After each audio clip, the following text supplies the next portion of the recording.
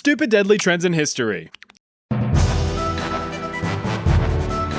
So social trends are a thing. Whether it's collecting the latest useless collectible or partaking in the how many dehydrated baby carrots can you shove into your butthole challenge, there's no avenue that humanity won't venture in order to fulfill our lives with something to ooh and ah at. And it's been that way since the dawn of man.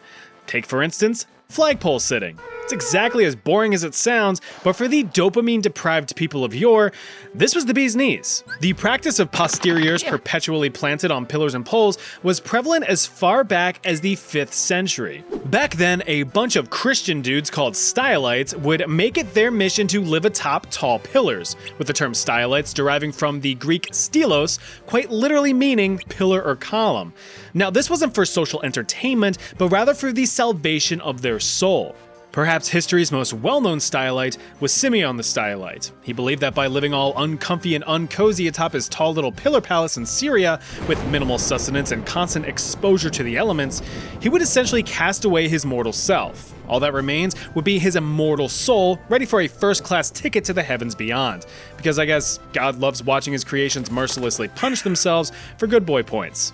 According to some historical sources, Simeon remained perched on his pillar for as long as 42 years until his death. A real commitment to the bit. Fast forward tens of billions of seconds into the future, and the practice of pole sitting made a comeback in the 1920s and 30s in the United States. Only this time, it was to draw a crowd. Like any trend, it all began with one person. This person, semi-professional stuntman Alvin Kelly. Reportedly the result of a friendly dare, Kelly's first publicized climb was in 1924, where he sat for several hours outside a department store in Philadelphia, Pennsylvania. Excuse me, what's with that guy up there? Buy a coat, buy some slacks, don't forget to buy a hat. He's no one. Welcome to the story, enjoy yourself. Hey, come on, get down from there. No. I'm not gonna ask again. Ooh, what are you gonna do? Come up here and make me? Yeah, that's what I thought. Hey, guess what? What? Kelly's successful marketing campaign actually bloomed into a career. He would use his questionable talent to promote things like movie premieres or sporting events, but eventually became the main spectacle himself, touring 28 cities across the country where people actually bought tickets to watch dudes sit atop a pole for hours on end. Do a flip. His personal best was a cheek-numbing 49 days in Atlantic City, New Jersey. All of this fame and attention paved the way for others to take up the trend, from amateur backyard enthusiasts like Little Lenny here to full-time professional pole sitters like your mom. But of course, nothing lasts forever. The fad began dying out when several people started to die off thanks to that great big depression that happened in the 1930s. It's hard to laugh at someone struggling and starving on a pole 200 feet in the air when you're struggling and starving at ground level. By its very nature, the stunt of pole sitting was extremely dangerous. You had to balance yourself properly through sleep deprivation, harsh weather, and lack of nutrition.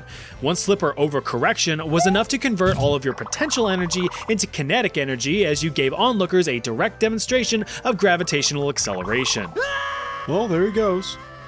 There was at least one verifiable death directly related to the act. Granted, this was decades later in the 1970s. The unlucky fella who took the fall was 72-year-old professional poler Richard Blandy. Dear old Dick spent a record-breaking 125 days atop a pole in Stockholm, Sweden just 9 years prior, surviving mostly on whiskey and 3 packs of cigarettes a day, or as I like to call it, the stepdad special. Then things hit a wall for Richard, or in this case, the ground. In 1974, while finishing up a 4-day promotional sitting at Dixie Square Mall in Harvey, Illinois, a trailer accidentally reversed into his tower, causing it to collapse and Richard to plummet to his death. Remember, the higher the heights you reach, the longer the fall from the top. Despite the fancy-sounding name, you're probably familiar with this one. Venetian ceruse was a specific type of cosmetic concoction used throughout the 16th century in Europe. The main purpose of this product was to lighten the complexion of many a fine fella or fellette. It also served to cover up blemishes and give a refined, flawless look. Since most of my guys are drawn as white as a cheese and mayonnaise sandwich, we need to travel back in time. Believe it or not, the desire to appear pale as paste actually stretches as far back as 2000 BC with the ancient Egyptians. Well, the rich ones anyway. You see, getting all tanned and toned under the hot sun all day was a sign that you were a filthy, hard-working poor. Not wanting to look like they partook in any labor, Egyptian nobles slapped lead-based powder all over their faces to get that DoorDash enthusiast look. You know, the look of royalty. The desire for a paler complexion traveled across the Mediterranean into ancient Greek territory where, again, upper-class folks took it upon themselves to whiten their skin and cover up any skin imperfections. The trend continued on to influence ancient Rome and even ancient China, all of which stuck to the lead-based recipe. Jump into the futuristic years of the 16th century, and the beauty standard still remained, and that's about the time that Phoenician ceruse entered the fray. Perhaps one of the most notable historical figures that dabbled in the dust was Queen Elizabeth I of England. The exact cause of her death is debated, but historians speculate her kicking of the royal bucket to have been a severe blood infection brought on by heavy use of her lead-based Phoenician ceruse makeup. She not only used the powder to minimize any melanistic manifestations, but to cover up severe scarring from her smallpox. It also was just the fashion at the time. If you take a look at a lot of Renaissance paintings from the era, you're gonna see a lot of disturbingly white faces. It was the epitome of beauty. I mean, nowadays some people obsess over looking like dumbass balloon animals, so it's not all that outlandish. The most well-documented death directly from Venetian ceruse use was debatably beautiful babe Countess Maria Coventry. Her heavy use of the stuff caused her own skin to crack and peel, forming painful open sores that she just covered up with more makeup. She bit the dust in 1760 at the age of just 27. So what exactly was it made of and why was it so toxic? Well, first of all, it's lead. Lead's not good for you, especially not being plastered onto your skin for hours or days on end. But lead isn't even white, I hear you scream into your screen. But white lead is. This is white lead. See how white it is? Pretty freaking white. This is hydroceracite, a lead salt compound also called lead carbonate hydroxide. It's naturally occurring, usually found alongside the pure lead deposits, so some Venetian fellas in Venice decided to mine the stuff, mash it up, and mix it with water and vinegar to create a paste. It was found to have incredible drying properties, so it was actually first used in the 16th century as a medical product, being applied to icky, sticky, oozing open sores and wounds to suck up the juices. But then I guess someone got a little experimental and realized it could be a great cosmetic as well. Would you frig me? I'd frig me. The problem though with long-term lead exposure is that it sort of leaches through the skin and into your blood, causing lead poisoning, and any condition with the word poisoning in it naturally doesn't have pretty side effects. According to the World Health Organization, severe lead poisoning can cause a wide variety of symptoms. None of them pleasant. You have your basic nausea and vomiting, sure, but you also have crippling headaches, memory loss, the big sad, and even high blood pressure in the short term.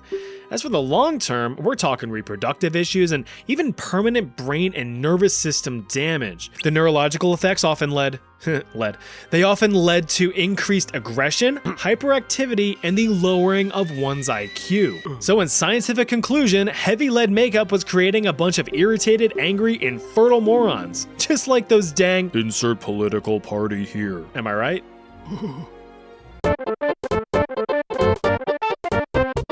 Humans have been nodding their noggins and tapping their toes ever since first discovering a beat.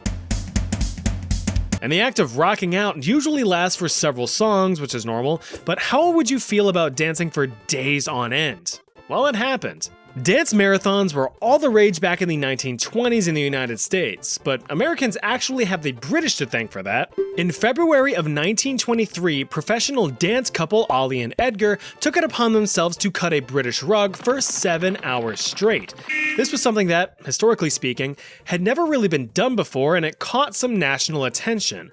But in true American fashion, the British were about to be one-upped. Alma Cummings, a New York dance instructor who became fascinated with the idea of testing human limits while revolutionizing human expression, set a blistering 27-hour dance record just 12 days after the Brits tried to be good at something. I mean, look at that, she put holes in her soles for God's sake. Something was happening within the United States in the 1920s. If you recall, the flagpole sitting craze was also hitting its stride at this point in time.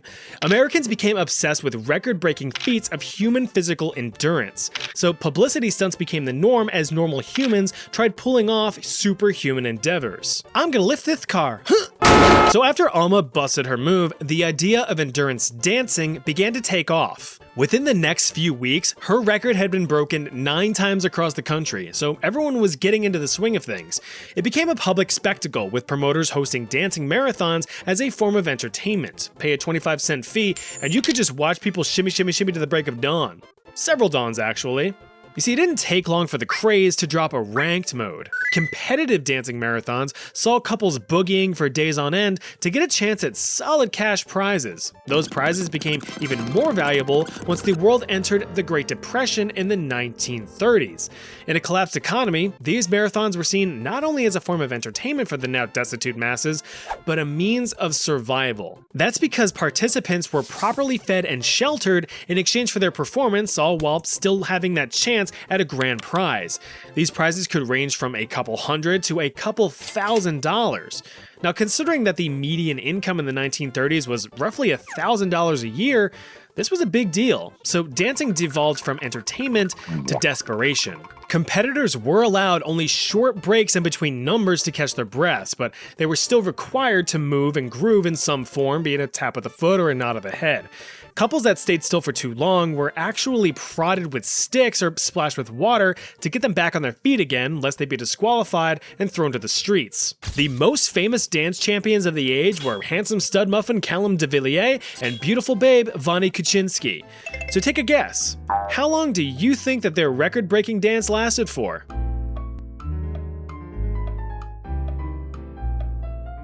Time's up. The answer was a heel-evaporating 157 consecutive days. Over 5 months of throwing down on the dance floor. Their prize? $1,000. Almost $25,000 in today's money. To no surprise, these endurance events were not without consequence. Like I said, people fully exhausted themselves to the point of collapse.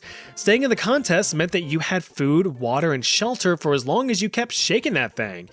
Unfortunately, this resulted in a few reported deaths across the nation, one of the first being 27-year-old Homer Morehouse. No, not this guy. What, you want to see an actual picture of a dude who danced himself to death? You sicken me. Just an amateur dancer, Homer had reportedly been throwing it back for 87 hours straight, suffering from malnutrition and extreme sleep deprivation. He stumbled to a chair to take a break and fell over dead. News of these deaths caused immediate nationwide banning of dance marathons when they realized that, albeit voluntary human torture, isn't all that humane. But when promoters were raking in tens of thousands of dollars per event, stacks of cold hard cash outweighed the stacks of cold hard bodies. Hold on to your piggies, cause this one's gonna cause some toes to curl. As a warning, there will be some gross feet pics somewhere in this section. Now if you'll forgive my attempt at Chinese pronunciation, we'll get right into it. The practice of foot binding, or chansu, dates all the way back to the Imperial China days, with scholars failing to fully agree on any one origin story. Some claim the practice to have existed in the 6th century, but most point towards the 10th century under the Tang Dynasty. It is believed that a concubine of unsurpassed beauty was the first to bind her feet, though of course, not by choice. Lumpy Dumpling Emperor Li Yu commanded the aforementioned concubine Yao Nyang to wrap her feet in white silk to resemble the crescent moon. She then performed a fancy dance atop a golden lotus statue. The emperor stood in awe at the grace and elegance of the woman's dance, so naturally other women of status wanted to imitate it. Women would force their feet into unnatural positions, with the goal of creating what were later referred to as lotus feet. You know, like the flower, small, delicate, and beautiful. The teeny tiny tootsies were reportedly highly desirable, as Chinese men thought that this shit was undeniably sexy. Now, some historians believe that the real reason was a bit more selfish. See, this is what a real lotus foot looks like underneath the shoe. Scrumptious, right? Now imagine trying to walk around on those things all day. The reality of it was that walking on permanently disfigured feet meant excruciating pain. This resulted in women walking very daintily and slow, if at all. It has been suggested that the act of binding, while convincing women that it was to attract suitable partners, was actually a form of control, with men limiting the mobility of their wives. This would, in a sense, bind them to their homes just as their feet were bound to their shoes. This forced these women into sedentary, boring lives with nothing more to do than menial labor such as weaving and tapestry to help with the household income. Alright, but just how crunched in were them things, you may be asking yourself? And the answer is pretty friggin' crunched. Ideally, the foot was to be no longer than 4 inches or 10 centimeters in length. Ironically, the whole process was no small feat. Over the course of several months or even years, the toes would be repeatedly broken and tightly tucked under the sole, with the entire foot folded downward to achieve the desired effect. Unfortunately, it's a sad reality that innumerable Chinese women faced across the centuries. Well, no, actually, it wasn't just grown women, but young girls too. I'm talking as young as just 4 or 5 years old.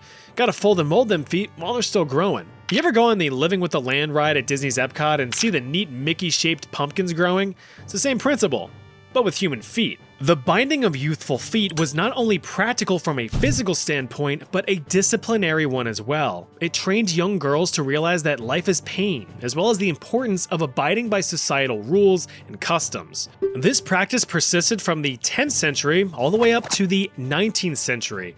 By then, it's estimated that nearly half of all Chinese women had their feet bound to some degree. If it wasn't obvious, all of that cracking and crunching of the feet didn't exactly come with health benefits. The forced deformation commonly resulted in ulcerations, nasty sores resulting from the cracking open of skin, which were very difficult to treat properly. These led to deadly bacterial infections and gangrene, sometimes requiring the full amputation of the affected foot. Refuse to cut off one foot and you can end up 6 underground. Foot binding started to fall out of favor towards the beginning of the 20th century. By this time, mass-produced textiles began taking over, leaving the perpetually working from home women to be out of a job. So they finally put their foot down. After exhaustive women's rights campaigns, the Chinese government took a step in the right direction by formally banning binding in 1949. Now, when you've got something that's beyond repair, do you ever just make the decision to break it a bit more to give it that sense of finality? Maybe just hucking a busted light bulb into a garbage can to hear a satisfying shatter? I have a deep garbage can. Well, gosh damn it, they did the same thing to full-size locomotives back in the day. Yep, if you had yourself a free afternoon and some spare change, you could waddle your britches on down to an isolated part of the plains to witness yourself a genuine high-speed train crash. But why? Because it looked cool. Come on, I know that when you cruise on down the freeway and notice a wreck on the side of the road, you're gonna be whipping your big dumb head around to see the extent of the damage. We all do it, that's why we have traffic. But that curiosity and wonder is what drew crowds of tens of thousands of spectators throughout the late 1800s and early 1900s. The premise was simple. Beginning in 1895, railroad organizers figured out a way to profit off of decommissioning their equipment. Train engines deemed obsolete either by being outdated or having otherwise unrepairable mechanical issues were placed on a long stretch of track facing each other. Onboard engineers would then set the locomotives full steam ahead before abandoning ship. Step on the gas! Allowing them to become a physical demonstration of physics. Spectators happily tossed a few of their hard-earned bucks to witness such a staged catastrophe. They were about as excited as a Second Amendment enthusiast experiencing his first home invasion. The problem, though, is that public safety measures at the time weren't much more than just standing back a ways while the trains did their thing. Nowadays, it's common for crowds to gather at scheduled demolition sites to watch tall buildings no longer be tall. But even at a bare minimum, safety nets are placed in front of the crowds to catch any rogue debris. Think about it, even a small stone zooming on through at hundreds of miles an hour can mean instant death. Well, that would have been a welcomed consideration in 1896. Just north of Waco, Texas, was the now infamous Crash at Crush, a staged train wreck that was more than what the crowd had bargained for. The planned crash was to occur at the town of Crush. Crash at Crush. Make sense now? The temporary town was built specifically for the event, with an expected crowd of 20,000 Texans. But thanks to effective advertising, 40,000 showed up, eagerly awaiting to see themselves a tasty train wreck. Now this should have been an omen that things weren't going to go as planned, but double the crowd meant double the doubloons and the pantaloons, so the event stuck to schedule. The 2 trains were put in place and sent on their way, topping out speeds at 50 miles an hour. The steam engines collided, as expected, but upon impact, the boilers violently exploded, not as expected. The explosion launched shrapnel in every direction, which naturally included where the crowd was standing. Well, butter my buns and call me a biscuit. I don't think that was supposed to happen. You know what? I think you're right. In addition to dozens of Southern fellas sustaining some bumps and bruises from flying hunks of metal, at least 2 Texans unfortunately yeed their last haw. But surprisingly, the crowd didn't flee. Instead, they ran towards the wreckage to assess the damage and grab themselves a souvenir from the pile of twisted metal. After all, they did pay to see a wreck, so they were gonna get their money's worth. Despite the widespread report of the tragedy, the public didn't seem to care. In fact, these stunts only got more and more popular. Events kept chugging along well into the 1930s when the trend finally crashed and burned.